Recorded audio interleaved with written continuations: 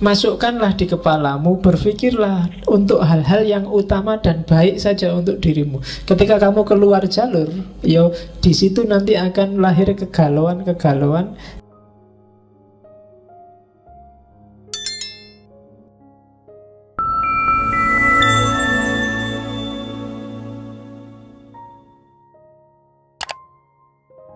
Assalamualaikum warahmatullahi wabarakatuh.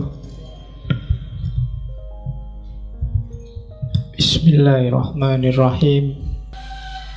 Jadi kunci bahagia pertama adalah pengetahuan. Kenapa pengetahuan? Kenapa pengetahuan adalah kebahagiaan? Karena bahagia itu berarti kan orang puas. Puas berarti merasa tuntas. Kalau belum tuntas orang tidak akan bahagia. Harta apalagi, kekayaan apalagi, materi, itu dalam dirinya sendiri nggak ada nilainya. Dia ada nilainya kalau dihubungkan dengan kita. Jadi kepuasan itu menunjukkan kebahagiaan. Dan berarti apa? Sikap puas ini jadi kuncinya. Untuk bisa sampai ke level puas, kan kita harus tuntas. Untuk bisa nyampe ke level tuntas, kita harus paham.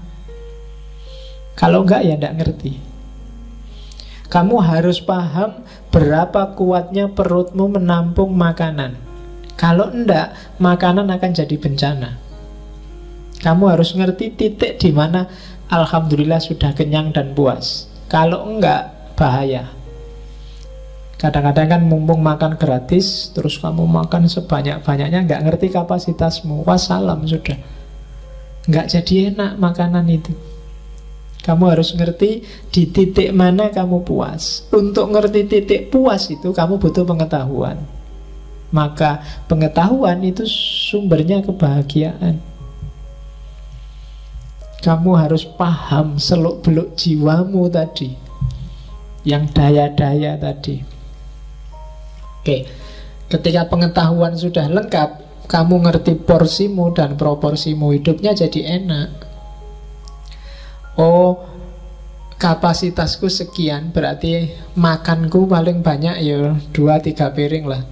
Kecuali ya kalau gratis boleh lah ditambah 2,5, 3,5. Kemudian minumnya segelas. Ya kalau mumpung gratis ya bawa 2 gelas lah.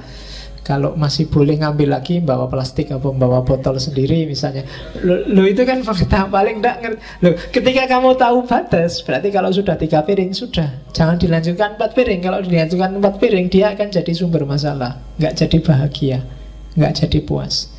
Istri cukup 1, kekuatanku 1. Kalau 2 enggak nyampe, enggak kuat. Itu ngukur kekuatan sendiri. Ya poligami kan boleh aja, katanya Quran boleh, tapi ukur kapasitas. Nah, wah kalau istrinya 1, lah kalau satu-satunya sedang libur, nggak ada cadangannya Pak. Apa-apa itu kan ada cadangan.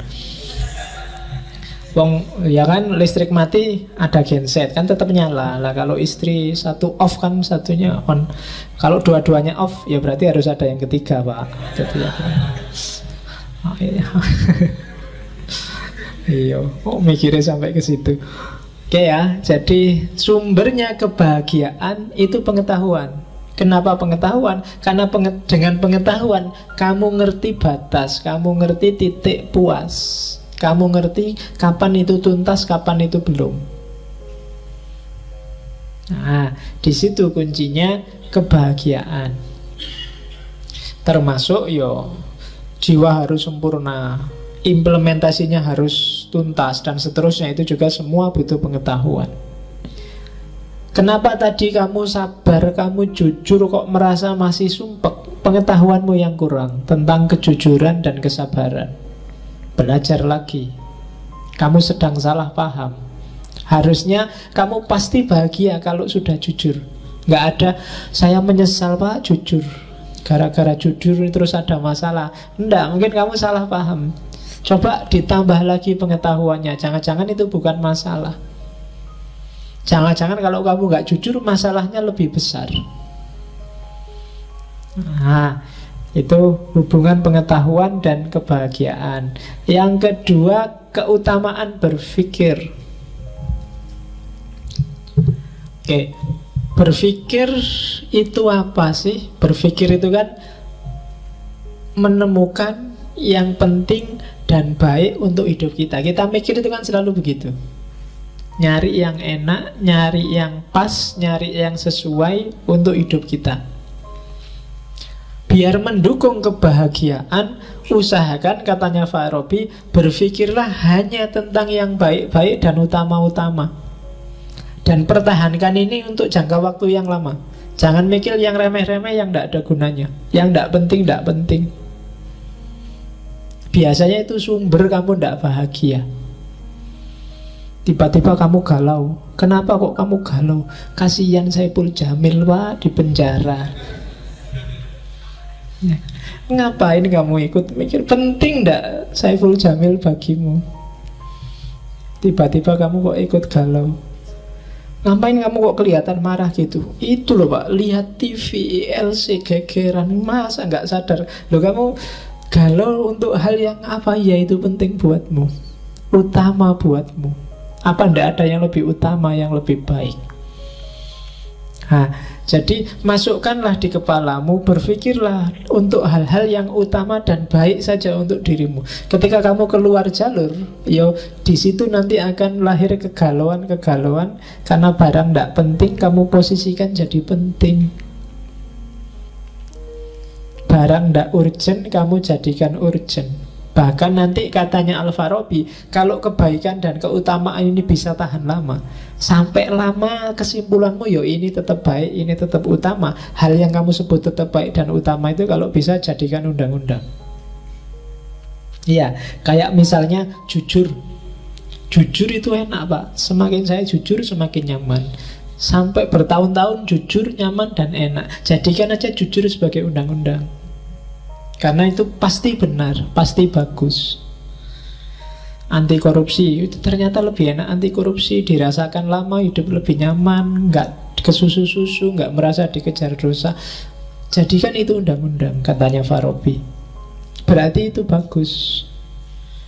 Jadi berpikirlah tentang yang utama-utama, sisihkan yang tidak penting. Kan ada hadisnya itu kan, min khairi husnil mar'i tarkuhu malayakni. Jadi di antara ciri orang baik itu meninggalkan apa yang bukan urusannya. Kalau nggak ada urusan, nggak usah capek-capek ikut mikir, ikut cawe-cawe, ikut debat. Mari kita perdebatkan apakah anaknya Anang itu pakai pemutih apa enggak ya. Buat apa kamu bahas itu? Di internet itu kan gitu kan, sampai komentari ratusan hanya gara-gara bahas itu pakai pemutih apa enggak. Kurang kerjaan. Jadi ya kita berpikir yang utama-utama lah, bukan hal-hal yang iseng. Ya kan LGBT, kamu kan terus mati-matian bahas LGBT. Signifikasinya coba dicek. Kalau signifikan untuk hidupmu tidak apa-apa. Kalau nggak signifikan, kamu kehabisan daya, kehabisan energi, kehabisan tenaga untuk hal yang tidak penting. Padahal mungkin bisa kamu pakai untuk hal yang lebih penting. Daripada kamu debat tentang infotainment, sudah kamu duduk depan komputer, tesisnya digarap, skripsinya diselesaikan, kan lebih enak. Oke, jadi berpikirlah tentang yang utama-utama. Oke, terus ya, dan katanya Farabi memang berpikir lewat jalur rasional itu salah satu solusi hidup. Kuncinya di situ. Karena yang rasional itu kesimpulannya, jadi kalau kita pakai akal, jalur satu-satunya yang tidak butuh pihak lain itu mikir pakai akal. Kalau jalur bayani kita butuh teks, kalau jalur irfani kita butuh otoritas. Tapi kalau pakai akal tidak. Maka katanya Farabi, jalur burhan itu lebih bisa dipertanggungjawabkan dalam berpikir. Oke. aliran sesat itu biasanya sumbernya dua. Urusan tafsir teks yang biasanya ada dalam cara berpikir bayani, atau urusan beda panutan yang biasanya ada dalam cara berpikir irfani. Tapi aliran burhan itu jarang gegeran, aliran-aliran rasional. Karena katanya Farabi, memang akal lah yang punya sumber berpikir a priori yang tidak butuh pihak lain. Akal yang benar menurutku kemungkinan besar juga benar menurut kamu. Itu burhan biasanya. Tapi kalau tafsir bayan itu kadang-kadang benar tafsirku bisa beda sama tafsirmu. Logika itu sifatnya arbitrer, pasti. 1 tambah 1 2 itu kan logika. Setengah lebih kecil dari 1 juga logika. Itu sifatnya lebih universal. Maka keutamaan berpikir jadi salah satu sumber kebahagiaan. Cuma keutamaan berpikir harus diimbangi dengan keutamaan moral. Kalau berhenti di keutamaan berpikir, ya kamu hidupnya di dunia ide, dunia ideal. Maka dia harus diimbangi oleh keutamaan moral. Jiwamu harus seimbang. Ya kalau ilmu akhlak itu kan, kalau Farabi mendefinisikan science that studies the state of human soul. Jadi tentang jiwa. Moral itu berarti urusan tentang jiwa. Ya ada dua jenis, ada akhlak teoritis dan akhlak praktis. Akhlak teoritis itu yang ideal, keutamaan berpikir, dan akhlak praktis. Akhlak praktis itu ya prakteknya. Jadi mikir itu juga harus ada dimensi prakteknya. Nah itu keutamaan moral yang ketiga. Moral saja tanpa mikir orang bisa salah arah. Mikir tanpa moral jadinya hantu, ideal gak ada wujudnya. Maka keutamaan teoritis, keutamaan berpikir harus diimbangi dengan keutamaan moral. Kamu punya teori-teori banyak, cara berpikir yang bagus, tapi nggak punya implikasi praktis, ya pikiranmu paling banter jadi buku dan jadi koleksinya perpustakaan. Tapi kalau kamu bisa menunjukkan relevansi praktisnya, itu pikiranmu akan lebih abadi. Ya jalurnya dua untuk membentuk karakter, bentuk moralitas. Kalau menurut teorinya Farabi, yang pertama lewat instruksi. Instruksi itu ya nasihat, perintah, himbauan, anjuran. Itu biasanya dari yang punya otoritas, kiai, ulama, dan lain sebagainya. Yang kedua lewat habituasi, pembiasaan. Habituasi ini penting ya. Kapan-kapan kita belajar itu. Dulu pernah belajar di Pierre Bourdieu. Kenapa kalau kamu yang rajin sholat, sekarang tidak sholat merasa tidak nyaman? Itu habituasi.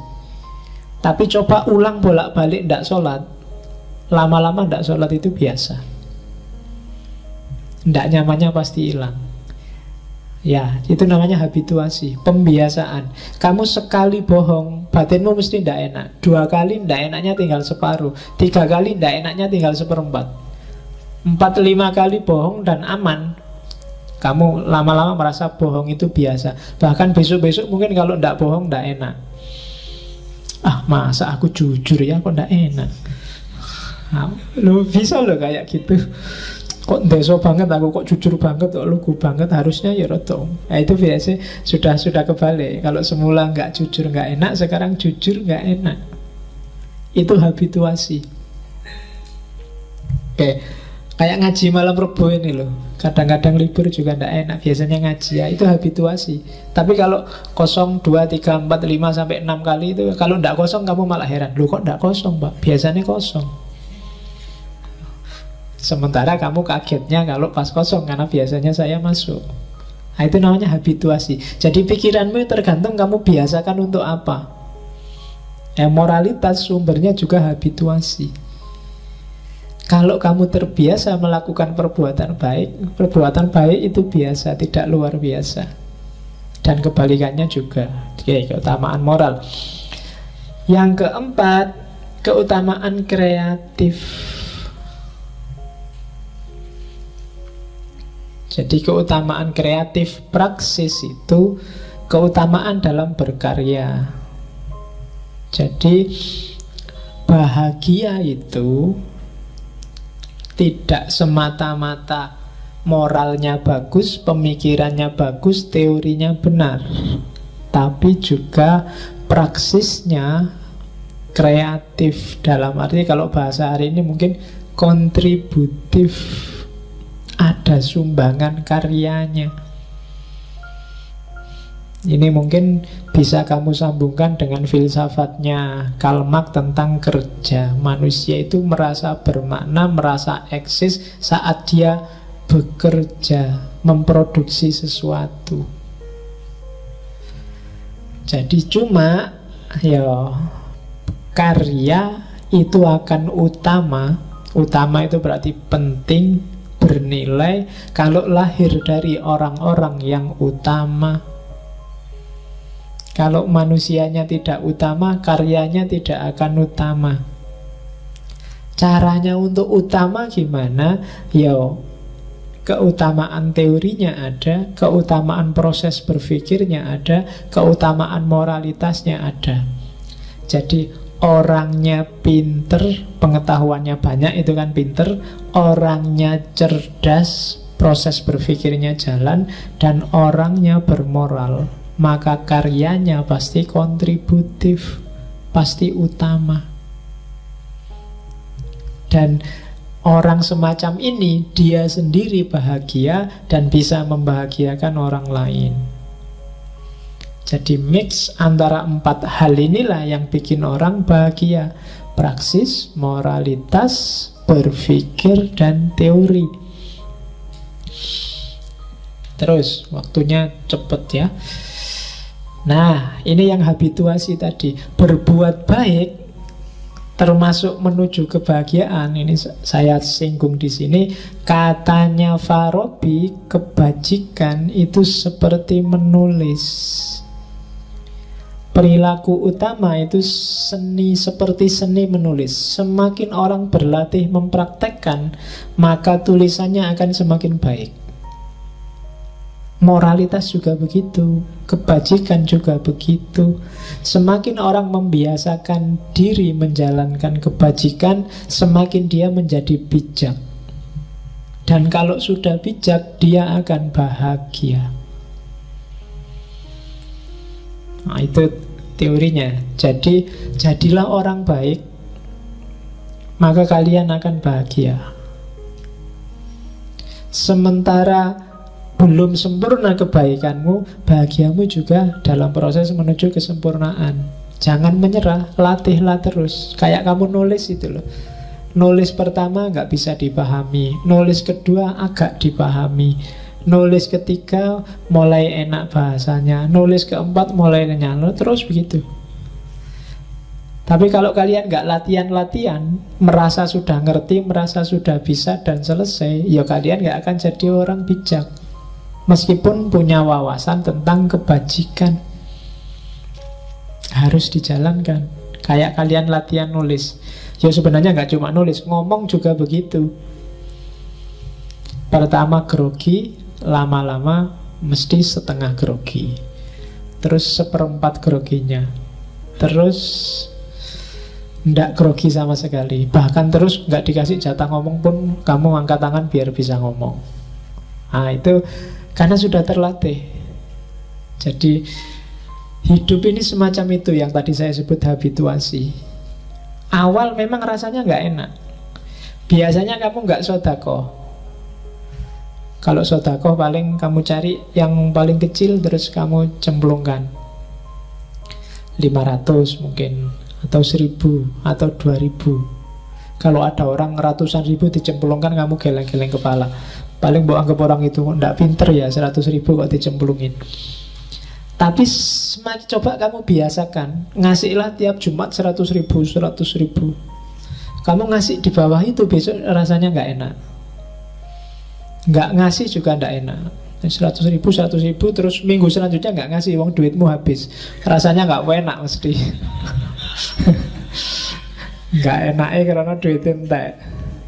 Jadi itu habituasi namanya. Jadi kebajikan itu seperti menulis. Terus, nah, kebahagiaan manusia itu berarti rumusannya akhirnya ada dua. Jadi bahagia itu campuran, mix antara kemampuan dan kemauan. Mikir itu kan kemauan, pengetahuan itu kemampuan, berkarya itu kemauan plus kemampuan, moralitas itu kemampuan. Jadi akhirnya bahagia itu gabungan antara kemampuan dan kemauan. Rumusnya, ini rumus dari Tahsilus Sa'adah, setiap orang dapat memahami kebahagiaan dan dia punya perangkat untuk hidup bahagia. Tidak terkecuali siapapun, tidak miskin, tidak kaya, tidak muda, tidak tua, dia punya fasilitas lengkap untuk hidup bahagia. Allah tidak akan menganaktirikan siapapun. Jadi kita punya alat, kita punya fasilitas untuk bahagia. Cuma masalahnya tidak semua orang mau mendayagunakan fasilitas itu. Dikasih akal tidak mau mikir, dikasih imajinasi tidak mau kreatif, dikasih insting dicuekin, dikasih naluri dimatikan, ya selesai. Jadi tidak semua orang mendayagunakan kapasitasnya. Itu nanti yang jadi sumber kebahagiaan tidak tercapai. Padahal ada rumus yang ketiga. Tidak semua orang yang mendayagunakan kapasitasnya otomatis jadi bahagia. Karena kadang-kadang kebahagiaan tidak jadi tujuannya. Kamu mikir tujuannya untuk nipu. Kamu mengumbar nafsu itu kan mengumbar insting, tujuannya hanya untuk kesenangan sementara, senang-senang. Itu pakai kapasitas tapi tidak bahagia. Karena ternyata kebahagiaan bukan tujuanmu. Oke, itu rumus yang keempat. Ada juga orang yang sudah menggunakan kapasitasnya, sudah ingin bahagia, tapi tidak nyampe juga di kebahagiaan. Itu mungkin karena metodenya salah. Mungkin level teoritisnya belum lengkap, pengetahuannya tidak cukup, akalnya kurang cerdas, sehingga wawasannya pendek. Jangan salah, orang tidak cerdas itu di antara cirinya kan wawasannya pendek. Orang yang wawasannya pendek, kalau ada masalah itu biasanya susah nyari alternatif jawaban. Dan itu juga trouble. Ngantuk. Loh, orang yang ngantuk itu yo bio caranya pendak ngantuk. Wah, ndak ada, tidur aja. Nah, itu. Tapi kalau yang cerdas, caranya biar nggak ngantuk, misalnya minum aja terus, misalnya matanya diganjel aja, misalnya, loh, itu kan alternatif namanya, contohnya. Nah, jadi sambil merem, sambil ketawa, pokoknya ketawa aja terus, nanti kan nggak ngantuk misalnya. Itu kan solusi. Patah hati, orang yang nggak cerdas, wawasannya nggak panjang, begitu patah hati, ya wah duniaku gelap, ini sudah mau kiamat, ini sudah mati aja. Nah itu ngertinya cuma itu. Tapi kalau yang cerdas kan, wah diputus ini, oh alternatifnya banyak, masih tenang aja, bisa dirayu lagi biar balik, bisa ke dukun, bisa, ya banyak caranya biar dia kembali.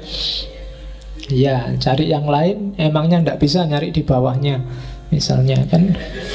Mulai ya kan di atasnya kan. Kalau kamu sedang marah jangan bilang emangnya aku ndak bisa nyari di atasmu, ndak, susah, nyari di bawahmu mesti banyak. Oke. Jadi itu kan dari atas tadi kan. Ndak semua orang pasti punya kapasitas untuk bahagia. Cuma ndak semua orang menggunakan kapasitas itu, yang kedua. Dari semua orang yang ada, orang yang menggunakan kapasitas tapi tujuannya bukan kebahagiaan, ia tidak akan bahagia. Ada orang yang menggunakan kapasitas tujuannya kebahagiaan tapi tidak nyampe atau belum nyampe dalam bahagia karena mungkin prosesnya belum penuh. Dan orang yang terakhir ini harus sabar di dalam menempuh 4 keutamaan tadi. Keutamaan teoritis, keutamaan berpikir, keutamaan moralitas, dan keutamaan praksis. Baru dia bisa bahagia. Nah, kalau untuk dunia sosial tadi, kunci kebahagiaan ada di tangan 3 orang, katanya Farabi. Filosof, imam, ulama. Imam itu ulama, dan raja. Karena 3 orang inilah nanti yang membimbing masyarakat menuju kebahagiaan. Kalau 3 orang ini sesat, masyarakat akan sesat. Kalau 3 orang ini jahil, masyarakat juga akan ikut jahil. Kalau 3 orang ini fasik, maka masyarakat akan fasik. Kunci kebahagiaan sosial ada di 3 orang ini. Filosof, imam, dan raja. Raja sekarang presiden, imam sekarang para kiai, para ulama, filosof sekarang belum jadi, baru ngaji filsafat ini. Ya, kalau raja, presiden gajinya besar, ulama punya pondok ya sangune gede, amplopnya besar. Kalau filosof nggak ada yang peduli di Indonesia ini.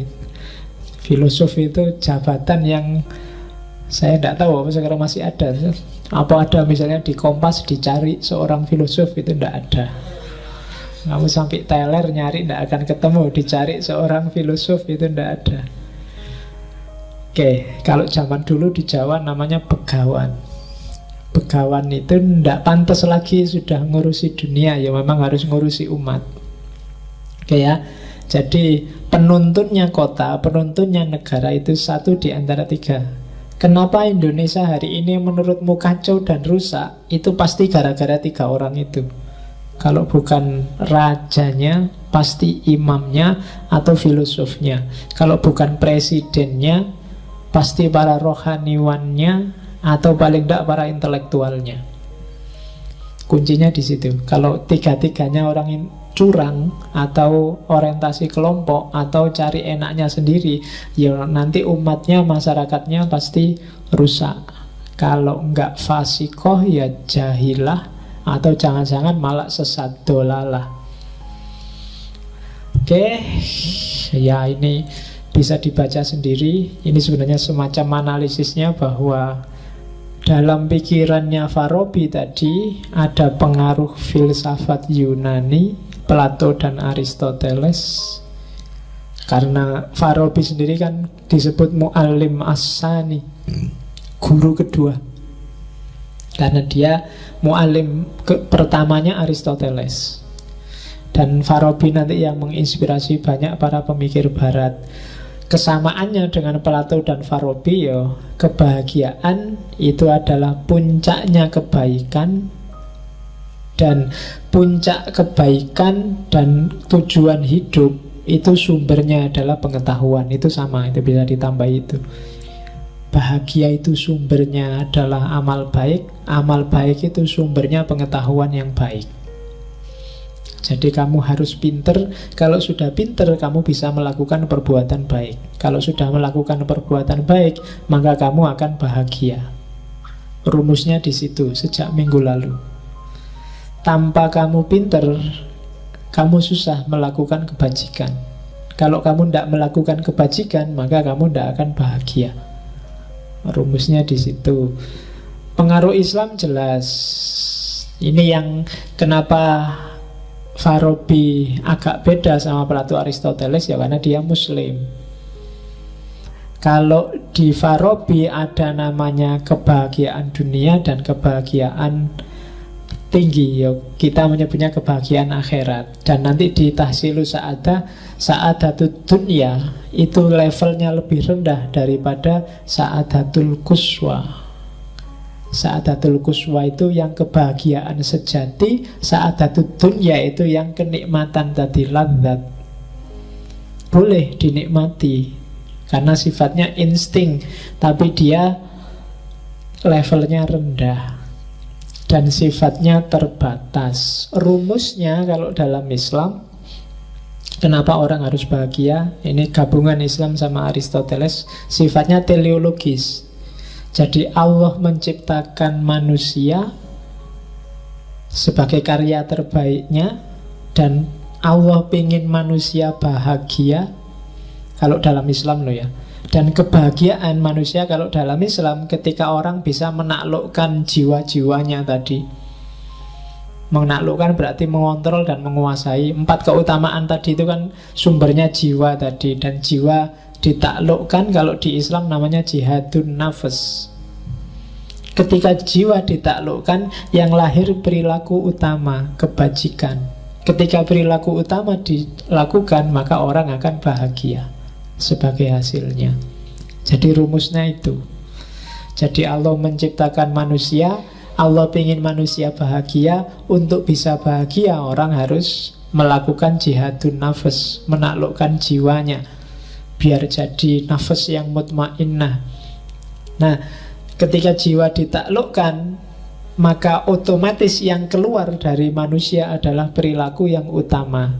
Ketika perilaku utama sudah keluar, maka baliknya ke dalam adalah kebahagiaan.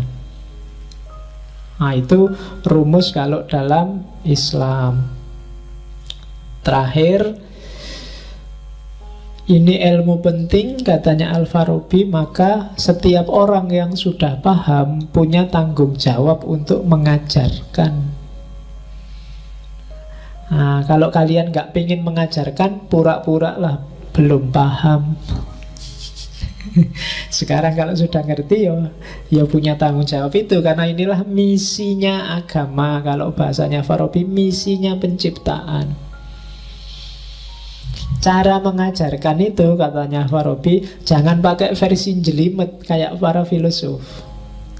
Perhatikan audiennya. Kalau audiennya awam, ya pakai metafor-metafor, pakai contoh-contoh yang menggugah mereka. Kasih ibarat-ibarat, isyarat-isyarat. Kayak Al-Quran itu loh. Al-Quran itu menghadapi masyarakat Arab yang jahiliyah abad ke-6. Itu kan mancingnya dengan sesuai yang dipahami orang Arab zaman itu. Dipameri bidadari.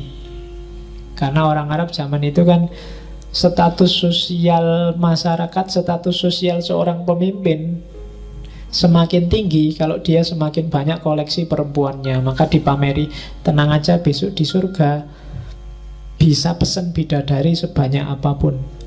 Nah itu kan pengen dia masuk surga, tergugah untuk beramal baik. Nabi kan dulu mancing orang awam kan gitu, masyarakat awam Arab zaman itu.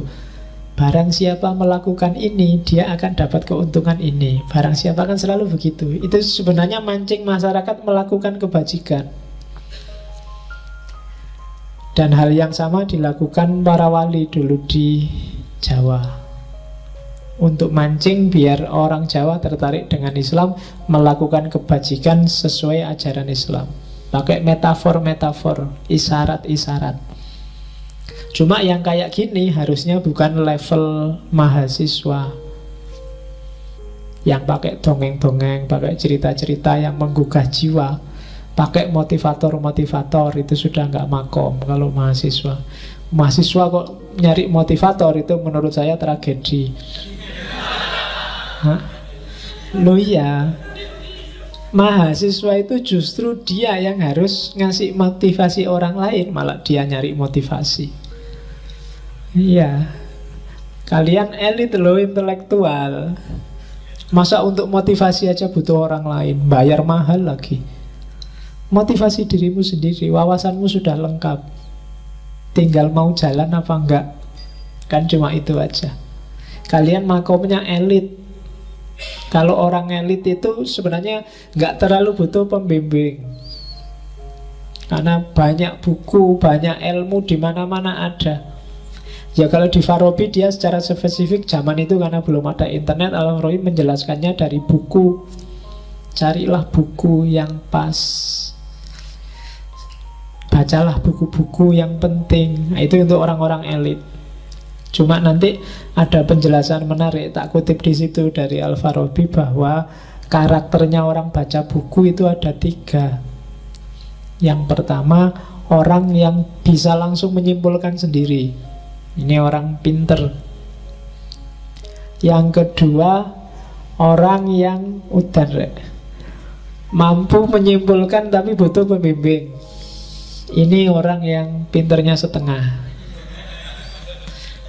paham tapi sih bingung pak. Nah itu butuh pembimbing. Ada yang level ketiga, tidak bisa menyimpulkan sama sekali dan cenderung a priori, Allah cuma bikin rumit, Allah cuma bikin ruwet, kita tidak nyampe. Nah itu a priori sudah. Yang kayak gini ini kalau di Al-Madinah Al-Fadilah itu tugasnya pemimpin. Jadi pemimpin itu jangan cuma ngopeni kesejahteraan fisiknya, tapi juga harus meningkatkan kapasitas intelektualnya. Hari ini kan pemimpin selalu sibuk biar masyarakat sejahtera, tapi secara fisik jarang diopeni kesejahteraan intelektualnya.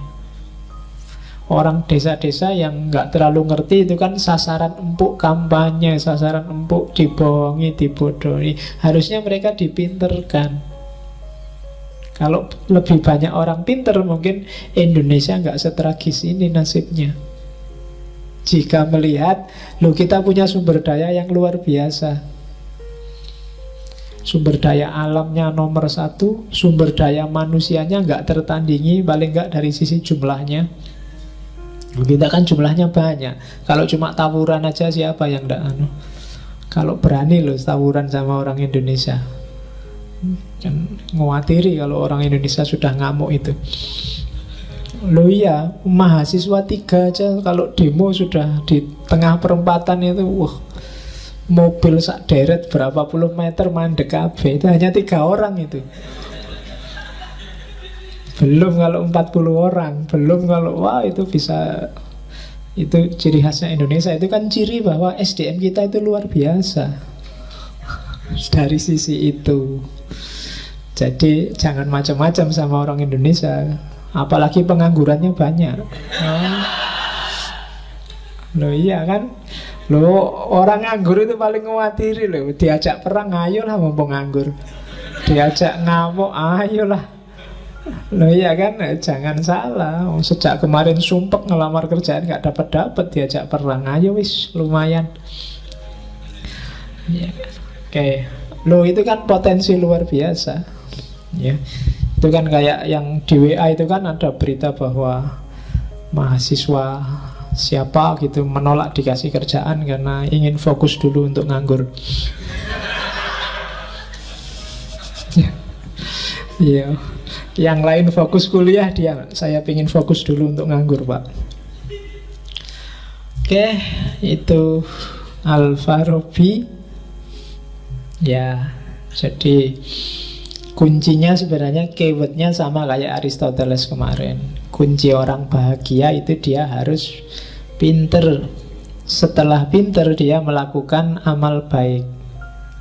Dengan dia melakukan amal baik, otomatis kebaikan, kebahagiaannya akan datang. Karena dengan kepandaiannya dia akan ngerti mana yang boleh, mana yang tidak boleh, berapa batasnya, berapa sudah berlebihan, dan seterusnya. Oke, saya kira itu untuk malam ini. Minggu depan kita ketemu tokoh yang pengaruhnya menurut saya lebih dahsyat daripada Al-Farabi, yaitu Ghazali, sang Hujjatul Islam. Jadi kita lihat seperti apa kebahagiaan versi Ghazali. Kalau Al-Farabi baunya lebih filosofis, Ghazali itu enaknya dia baunya lebih sufistik. Dan kalau dia ngomong, levelnya diturunkan sampai ke level awam. Jadi orang biasa, tidak harus ahli filsafat juga akan paham apa maunya Ghazali. Meskipun dia ngomong jelimet juga bisa.